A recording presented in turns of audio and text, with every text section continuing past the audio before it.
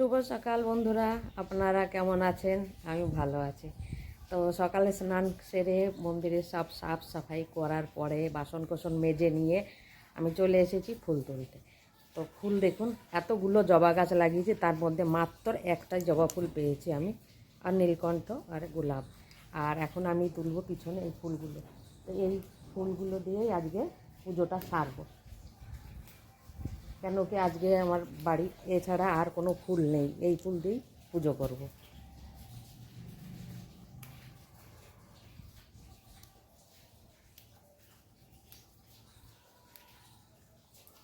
আর হলুদ ফুলগুলো দেখতে কত সুন্দর লাগছে না?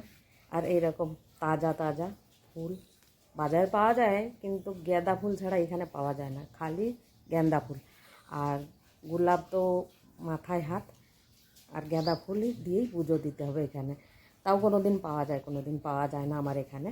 তো এই হলুদ ফুলগুলো দিয়ে পুজো দেবো, তাই জন্য এইটা তুলছি। আর এই জন্য এই গাছটাকে আমার এত বেশি ভালো লাগে, সব সময় আমার এই গাছটায় ফুল ভরা থাকে।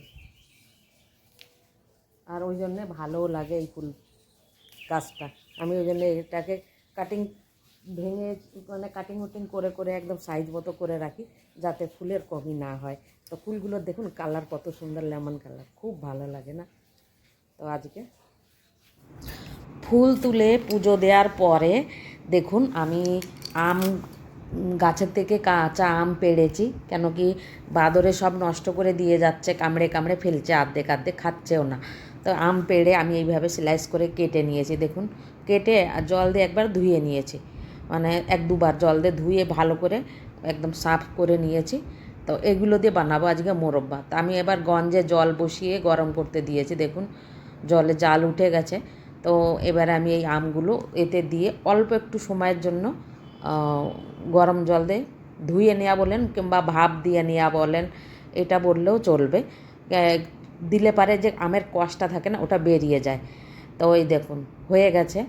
আর এইগুলো এবারে উঠিয়ে আমি এই সাইডে মোটা একটা কড়াই এই যে রেখেছি, তো এর মধ্যে এই আমগুলো উঠিয়ে উঠিয়ে এর মধ্যে রাখবো। তো এই দেখুন, আর এইভাবে মোরব্বা যদি বানিয়ে রাখি, আমার 1 বছর কেন 2 বছরও থাকে, কোনো খারাপই হয় না, আর আরামে খাই। আমি আগের বছরের মোরব্বা এখনও আমার রয়েছে। তো এই দেখুন আমগুলো সব উঠিয়ে আমি 1 বাটি চিনি দিয়েছি, বেশি এই যে আর 1 বাটি দিলাম। তো আমগুলো হচ্ছে প্রায় 1.5 কিলো মতো হবে, আর এতে দিলাম প্রায় 300-600 গ্রাম মতো চিনি। 1.5 কিলো আম আর 600 গ্রাম মতো চিনি দিয়ে আমি এইটাকে ভালো করে মেখে ঢেকে রেখে দেবো। তো ঢেকে রাখার পরে দেখুন চিনির রসটা একদম গলে গেছে চিনিটা।